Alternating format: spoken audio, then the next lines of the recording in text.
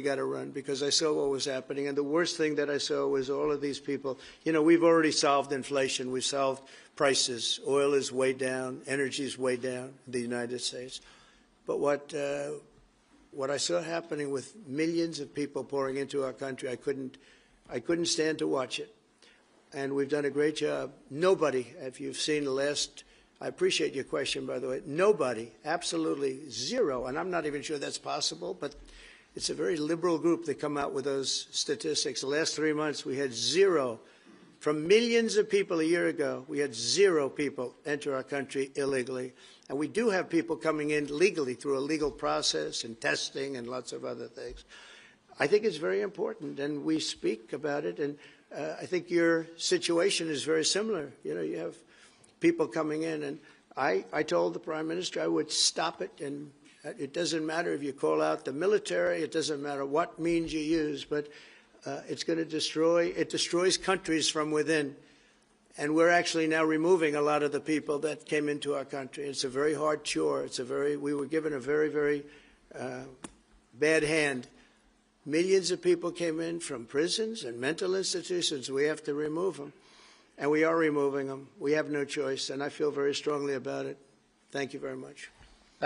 Jack, let me just deal with the question of returns, because this is obviously an issue we're taking incredibly seriously. We've struck a number of deals, both on cooperation with other countries, because this is a problem right across Europe, to tackle the problem of actually breaking up the gangs that are running this trade. We have had a record number of returns, over 35,000 now, since we came into office. That's the highest number for the best part of 10 years. We struck the returns arrangement with France, and notwithstanding the challenges to that scheme, which you've seen in the last few days, a flight went off at 6:15 this morning, successfully returning someone under that scheme. So that is an important step forward. Obviously, there's no silver bullet here. There's a range of things that need to be done. But given the challenges of returning people, it is important that we're able to prove it can be done. It was done. It was done early this morning. So I can confirm that that flight went. It went successfully. And I'm pleased about that. Now we need to ramp that up at scale, which was always envisaged under the scheme. But it's very important that we have been able to prove that the proof of concept, if you like, that this can be done, and will continue in that way. On the question of energy, firstly, let me be really clear that I am absolutely determined to ensure that the price and cost of energy comes down, so that bills come down both for individuals, for families, with their household bills, but also for business, because this is so important. The mix will include oil and gas for many years to come from the North Sea. We've been clear about that for some time, but we also need to mix that with renewables, and it's the mix that's really important. And the approach I've taken on this is the same approach that I take to many other things, a pragmatic approach.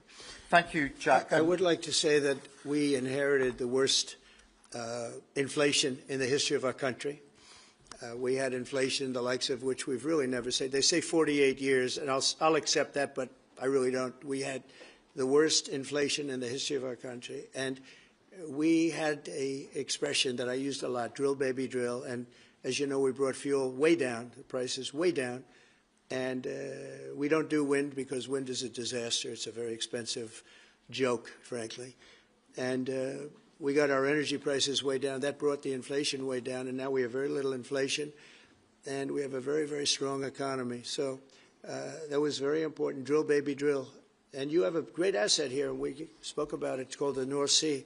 The North Sea oil is phenomenal. And I hope, because I love this country, you know, my mother was born in Scotland, and the Hebrides, Stornoway, that's serious Scotland. We were talking about it. And I want this country to do well. And you have great assets that you're going to start using, I believe, under this Prime Minister.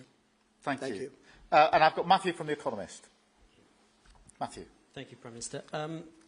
Mr. President, you say that President Putin has let you down.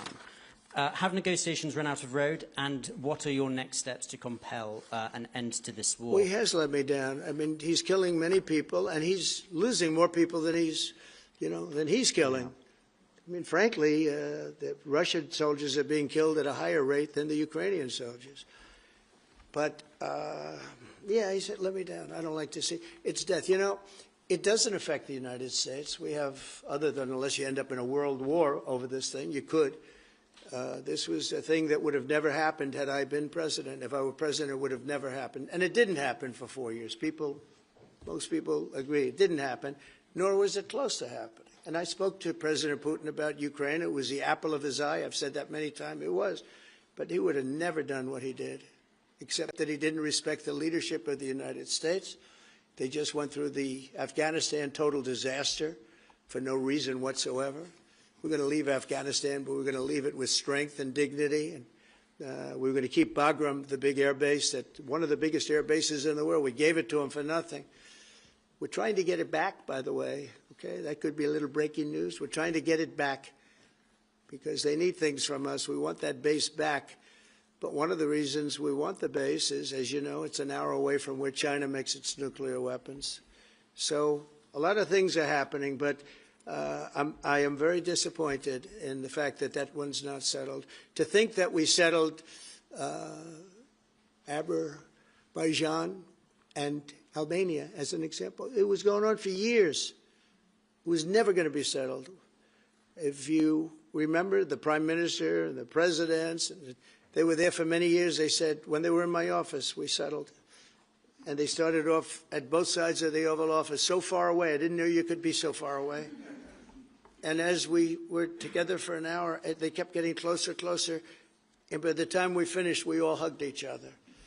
And one said, I've been in this position for 22 years, and all I've done is kill their people. The other was there for 7 years, and all he did was kill their people. And we got it settled. And we did others, as you know.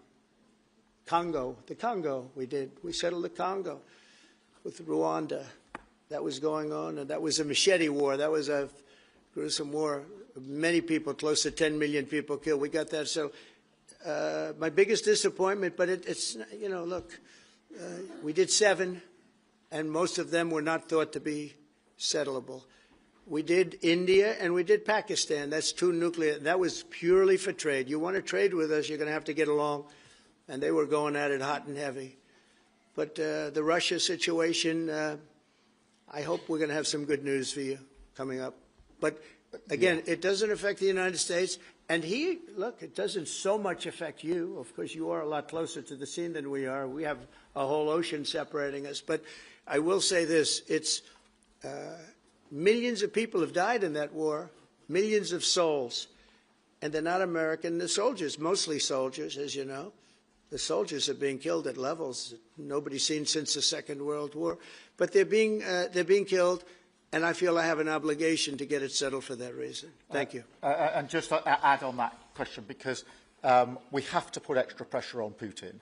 And it's only when the President has put pressure on Putin that he's actually shown any inclination to move. So we have to ramp that pressure up. I think it's important to have this conversation in the context of what's happened in recent weeks. We saw damage and bombing to the British Council in Kyiv. These are targets that it was thought until recently were not targets that would be hit. The British Council, the European Union Embassy, the Council of Ministers, where President Zelensky's ministers work was hit. Again, these were thought to be places that wouldn't be hit.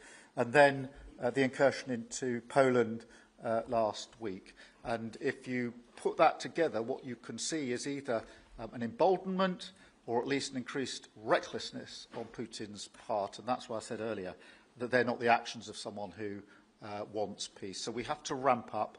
And we discussed earlier today, we have built the coalition of the willing with British leadership and French leadership, stepping up with military planning in the seas, in the sky, on the ground, and ramping up what we do with the Ukrainians themselves. And of course, that taken with an American guarantee is now an example, I think, of the challenge of Europe stepping up to the plate, which it has done in the last few months, to show through what we and the French have done that we're prepared to take the lead in this and take the necessary measures. But that's a war that could have been a third world war, and I don't think we're going to be there now. But that was heading to a third world war, and what a shame it is. What a shame it is. Mr. President, do you want to call some of the I would love to call a outlets? few of them. Bev, do you want to have a question? I've got to come back to you. Bev Turner, GB News. Thank you. Having been in DC for a few weeks, it's really interesting to see how you run the country as a proud Christian leader. And it really begs the question to the Prime Minister, if you don't mind, are we still a Christian country? But also... When you say we, are you talking here or... Here. The Here? UK. I'm still British. I might I'd live in rather America. have I'm him still answer British. that question. But also... I can't give you that answer. That's for the Prime Minister. But also, despite what we talked about in Scotland a few weeks ago, we still have 12,000 people a year here being arrested for social media posts, for free speech violations. Does that not remain an important area that there is still a lot of disagreement on? I'd like to have you answer that. Yeah, look, I mean, in terms of a Christian country, I was Christian, so that is, my church has been all my life, and we are, that is wired into our informal constitution. Of course, we celebrate many other faiths as well, and I'm really proud that we're able to do so as a country. And on free speech, that has long lived in this country, free speech. It's one of the founding values of the United Kingdom, and we protect it jealously and fiercely, and always will, and we will bear down on any limits on free speech.